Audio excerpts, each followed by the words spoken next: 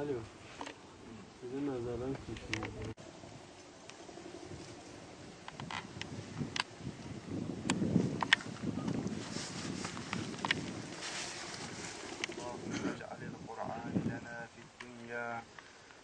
الدنيا قرينا وفي القبر منيسا وفي القيامة شفيعا وعلى الصراط نورا وإلى الجنة رفيقا ومن Ölüler biliyorsun, öldüklerini biliyorlar.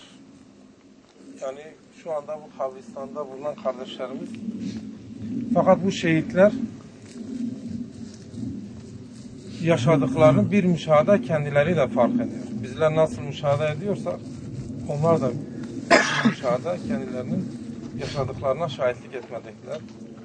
Şehadet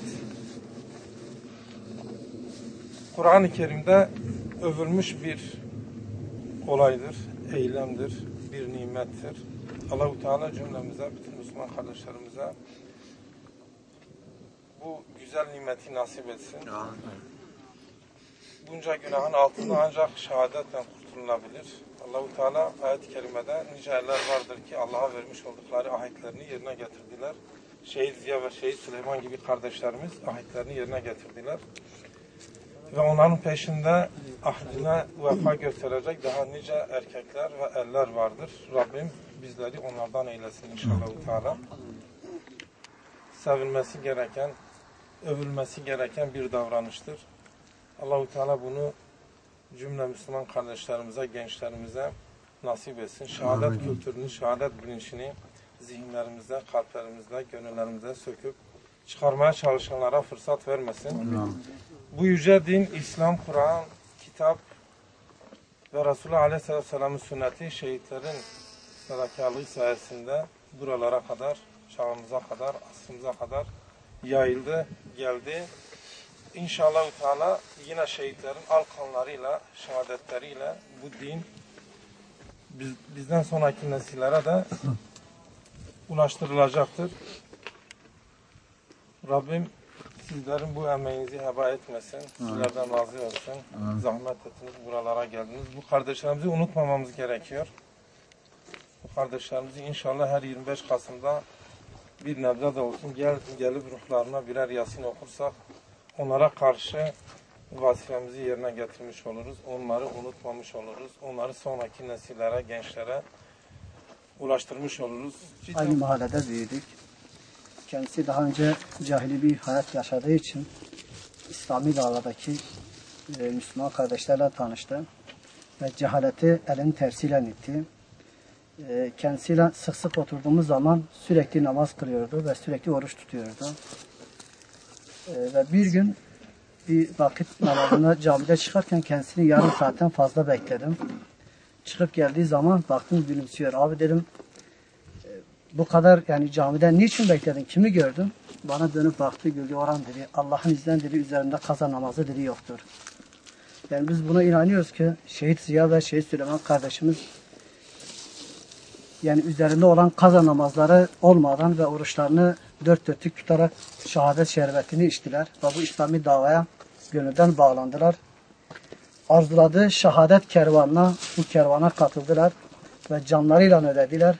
Bizler de inşallah onların yolunu sürdüreceğiz. Onlara mezarı başında ilk günkü gibi söz verdiğimiz gibi ve bu davanın neferi olacağız. İnşallah Teala biz de bu kardeşlerimize bunların kaldığı, bunların bize bıraktığı, emanet ettiği ondan sonra davayı biz sürdüreceğiz. Rabbim şehadetlerini kabul etsin inşallah Teala. Arkadaşlarımızla beraber 3 ay bir süre içerisinde bir beraberliğimiz olmuştur.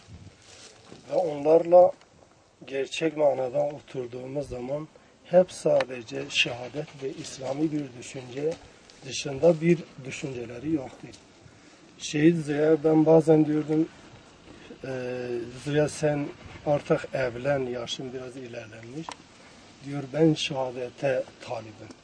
Allah'ın izniyle diyor ben şehadet şerbetine diyor kavuşurum.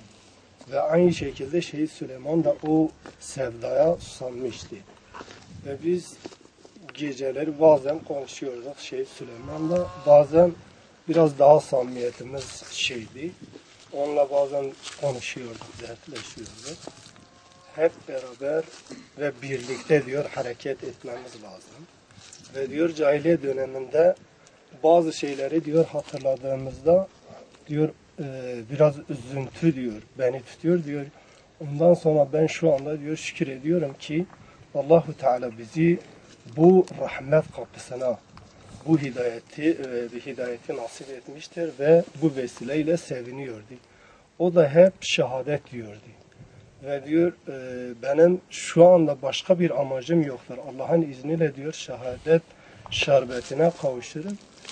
Ben Şehit Süleyman ile Şehit Ziya ağabeylerimizi ilk önce Şehit Süleyman ağabeyimizden biraz bahsetmek istiyorum. Tabii 90'lı yıllar karanlık yıllar olduğu için bunun yanında da cami faaliyetleri de son hızla devam ediyordu bu karanlık yıllarda. Bu karanlık yıllar işte bu cami faaliyetleriyle aydınlanıyordu. Evet. Camiye ilk gittiğimde Şehit Süleyman ağabeyimizi orada görmüştüm. Öncesinde hiç tanımıyordum kendisini. Fakat içeri girer girmez nedense böyle yani o kadar kalabalık olmasına rağmen birdenbire Süleyman ağabey gözüme ilişti. Hiç sağa sola gitmeden direkt yanına gidip oturdum. Öylesine kalabalık bir cemaati vardı ki cami içerisinde gerçekten ister istemez böyle gülümse yüzüyle, sempati yüzüyle insanı kendisine çekiyordu Şehit Süleyman ağabeyimiz. Kur'an dersi almaya başladık, sohbet dinlemeye başladık. Zaman içerisinde günler ilerledikçe hem manevi bir yapımızı daha güzel güçlendiriyorduk hem de kendisine olan şevkimiz daha da bir artıyordu. Güzel yüzü, tatlı dili, güzel konuşmasıyla ister istemez herkesi etkiliyordu.